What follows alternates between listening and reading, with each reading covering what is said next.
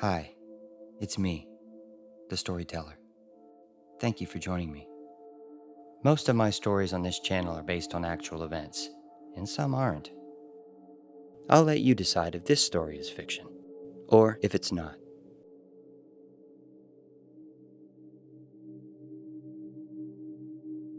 He was only walking 150 yards, broad daylight, clear visibility, and then nothing. Garrett Alexander Bardsley was 12 years old in the summer of 2004, youngest of 4 children, a scout, comfortable in the outdoors. He lived in Spanish Fork, Utah, and that August he was in the Uinta Mountains with his father, Kevin, and a Boy Scout troop on a backpacking trip in the Cuberant Lakes Basin. The basin is not a roadside campground or a casual family outing spot. Cuberant sits high in the Uintas, deep in the Camas Ranger District of the Uinta Wasatch Cache National Forest. Visitors must hike several miles from the Mirror Lake Highway, gaining elevation and moving through dense timber and open alpine meadows above 10,000 feet. The air is thin. The weather turns fast, even in August. Cuberant Lake and its surrounding ponds sit in a bowl of talus, ridgelines, and abrupt pockets of water that seem dropped into the landscape by accident.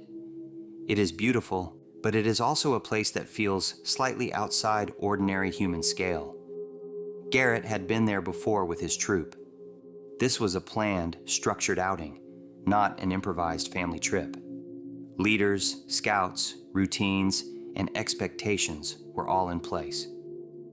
On the morning of August 20th, 2004, Garrett and his father were fishing at one of the small lakes in the Cuberant Basin, often referred to as Cuberant Lake Number 1. At some point, Garrett stepped into the water and soaked his shoes and socks. It was not a dramatic moment, just the kind of thing that happens to a child near a cold alpine lake. He decided to walk back to camp to change.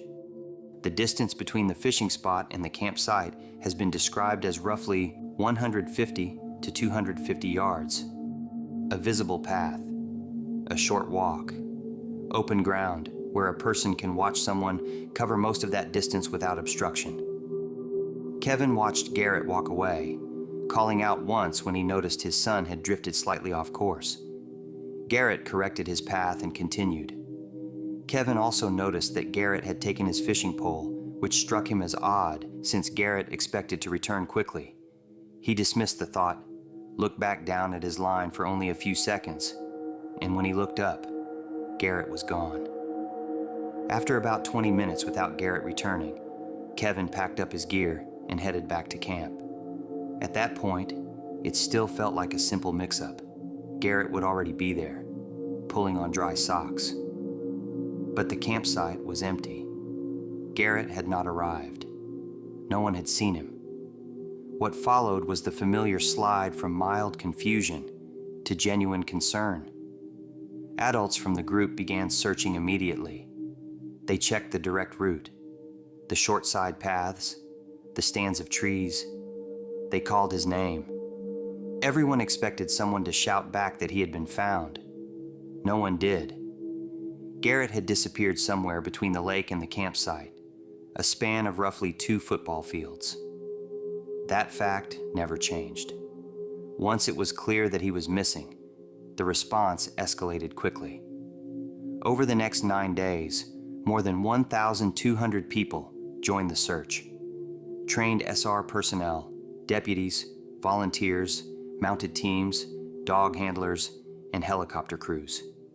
They covered a roughly 3-mile radius around the last known point, sweeping talus, timber, creek beds, and boulder fields. Searchers spaced themselves meters apart and walked grid after grid, marking every anomaly with GPS. They found nothing. The only potential clue was a damp Nike ankle sock discovered in a granite boulder field about half a mile from where Garrett was last seen. It looked like a sock pulled off a wet foot and balled up.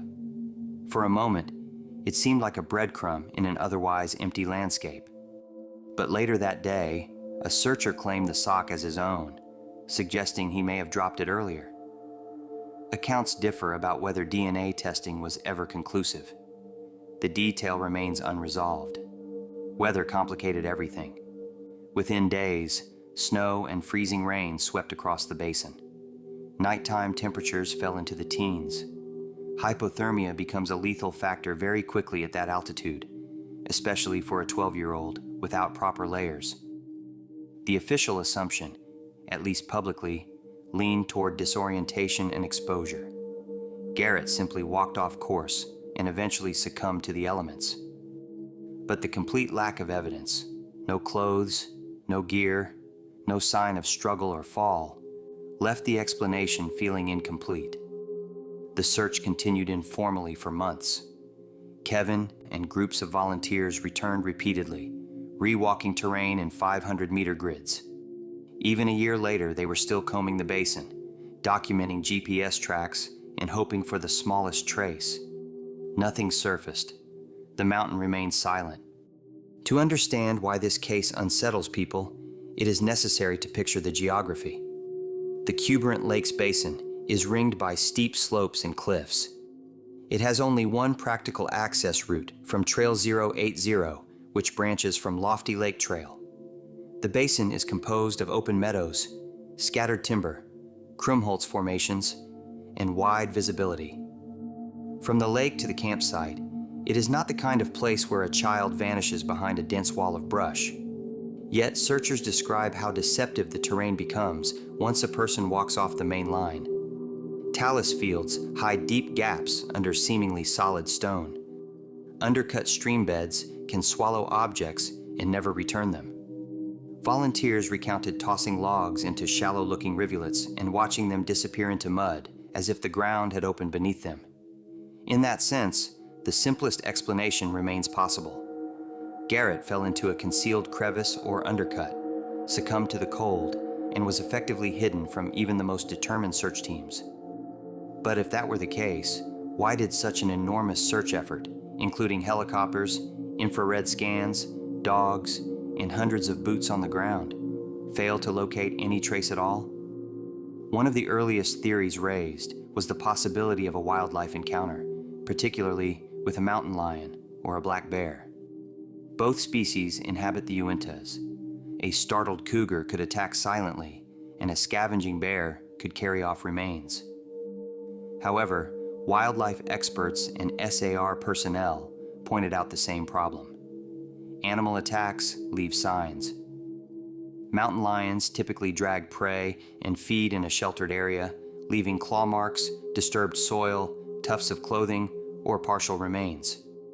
Bears also leave clear physical disturbance: torn ground, prints, bedding sites, and scatter. None of that existed in the Cuberant Basin search area. No drag marks, no disturbed brush, no tracks, no blood, no clothing, and no animal beds. The absence of any trace strongly argued against predation. Search dogs, which excel at detecting the scent of a kill site, also failed to alert on anything. Animal attack remains a theoretical possibility, but the lack of physical evidence makes it extremely unlikely. Online discussions frequently turn to the possibility of abduction or foul play.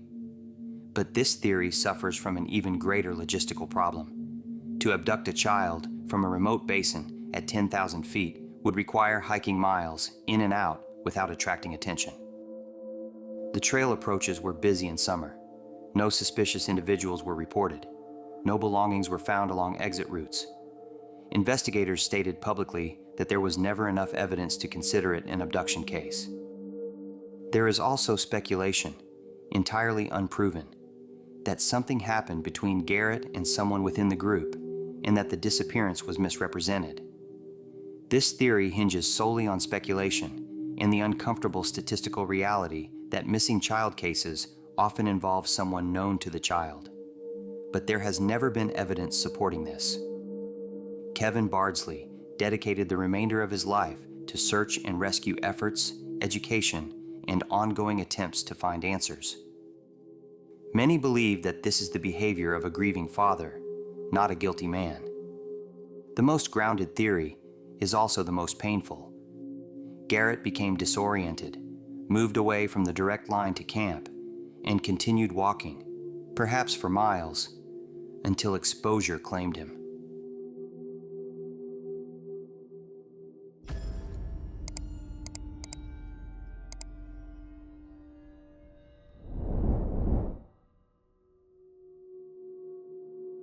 Two other names surface quickly when people discuss the sense that something is unusual about the Uintas. The first is Brennan Hawkins, age 11, who vanished from a scout camp in June 2005 and was found 4 days later, several miles from his last known point. He had avoided rescuers because he was afraid of strangers. The second is Jared Ropalato, age 12, who went missing in 2013 near Utah's New Canyon, not far from the Uintas proper.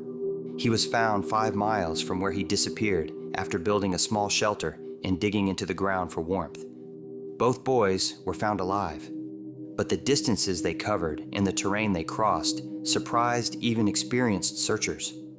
Their cases demonstrated that children on foot in the mountains can travel shocking distances when fear, confusion, and cold take over.